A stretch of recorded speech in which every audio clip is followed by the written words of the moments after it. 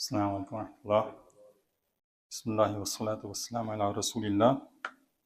So, inshallah, we'll continue our program, day 3 now, of Jawami al-Kalim, concise words spoken by Nabi Sallallahu Alaihi Wasallam, yet comprehensive in meaning.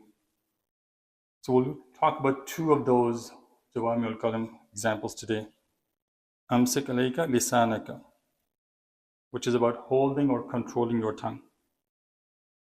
And this is a big social evil today. We find ourselves in a situation where you see people talking about everything as if they're experts. And you open any TV channel, you'll see debates, discussions on all topics, politics, religion, sports. You go to any gathering, you would find people around you talking about the same. But there is an issue with that. In a lot of these conversations, we're not careful. We're not careful of gossiping, backbiting, lying and slandering, and sometimes even hurling abuses because you have a disagreement with someone and you start calling them names. All of those things happen. Let's take a few situations where you see how we act today, which is reprimandable, and we have to control ourselves. So you listen to 2 co-workers and they're going to complain about their boss. You hear a conversation between 2 friends. They could be complaining about their spouse, about in-laws, about another friend, backbiting about them. You come back from a wedding, people talk about, or in any event, how someone else looked, their dress. When you get something from a superstore, you use it for a day. You have no good reason to return it, but you go back and just, return it, give all the false reason, the product did not work, whatever. Common occurrence. You're lying about it, but we don't think about that.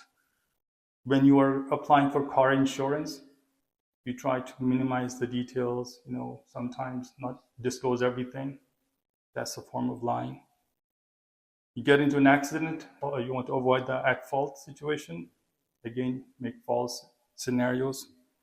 You're in an interview, you're falsifying about your qualification, past experience. All those things that we do and many more on a regular basis, and yet we don't think about this. This is where we have to hold our tongue. Notice just by Nabi Sallallahu Alaihi Wasallam mentioning or control your tongue, it saves you from so many evils. That's the beauty, that's the comprehensiveness of Nabi Sallallahu Alaihi Wasallam's kalam. And with your tongue, there's a warning and there's a glad tidings. People will be thrown into hellfire because of their tongue. The opposite is also true. The glad tidings. Nabi Sallallahu Alaihi Wasallam mentioned, if you take care of 2 things, I promise you Jannah. One is between your jaws, another one is between your legs. Take care of these 2 things, I'll promise you Jannah. Every morning, all your limbs talk to your tongue and say, you know what? Have a good day. Control yourself, because of you, we get into trouble. And in the narration, Nabi Sallallahu Alaihi Wasallam mentioned, Man kana yu'minu billahi wal yawmil akhir falyaqul khayran aw liyasmut. So he who believes in Allah and Day of Judgment, speak good or remain silent. We don't have to speak all the time. As I go back to where I started, everyone seems to be expert on everything. We don't need to talk about everything. You just need to manage where is the best time to speak. So that's the first Jawami al-Kalim. The second one, ad-du'a huwa al-ibadah. Another one which is very important and unfortunately is lacking in our daily routine. Ad-du'a huwa al-ibadah, meaning supplication, dua, is worship. And a similar one, ad-du'a mukhul ibadah.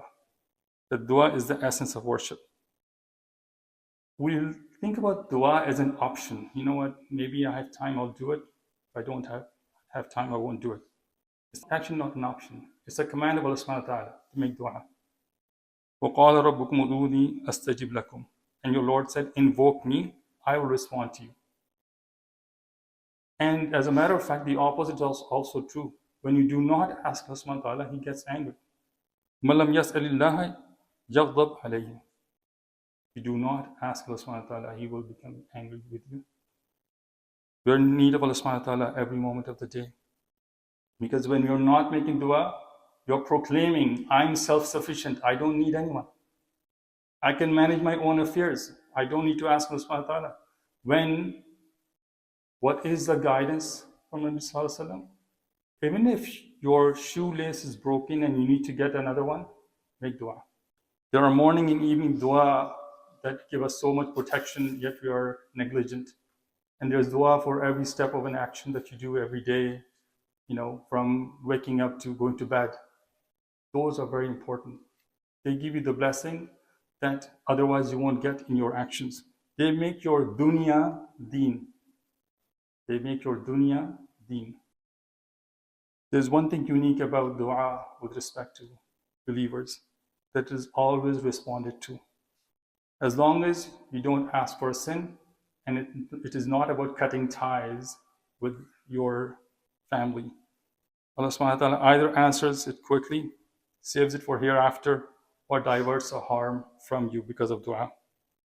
We do not understand one more important thing about dua. We keep mentioning sometimes, I have bad luck, I have bad fortune. It's only dua that can change your destiny. لا يرد قضاء إلا الدعاء. Nothing can change decree except dua. But there is one condition. You must have focus in your dua. Have you ever thought about asking someone for a favor, you're not even looking at them? Does that work? It does not work. We understand that because we see them in front of our eyes. How can you ask Allah subhanahu wa ta'ala and not have focus? Allah subhanahu wa ta'ala does not accept dua from a careless, unattentive heart. You must have focus, you must have concentration when you make dua. So let's make excessive dua, make that part of our routine, and inshallah we'll see the change in our life. A very simple dua that's very comprehensive, guided by Nabi Sallallahu Alaihi Wasallam. You can make it anytime, especially after fourth prayer. We all know this.